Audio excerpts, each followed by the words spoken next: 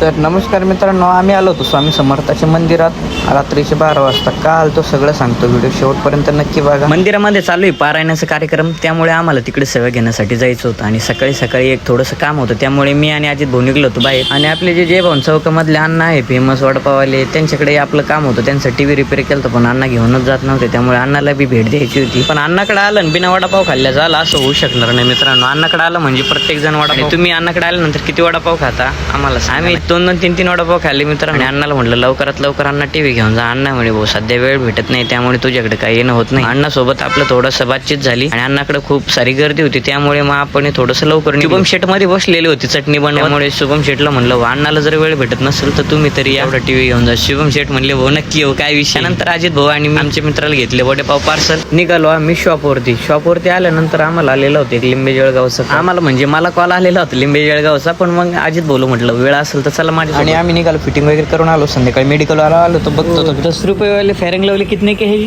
10 रुपये फिरवून लावली ती, फिरवून लावली. त्यानंतर अशी मजाक करत आम्ही आलो स्वामी समर्थाच्या मंदिरात. सोबत होते आमचे महेश भाऊ.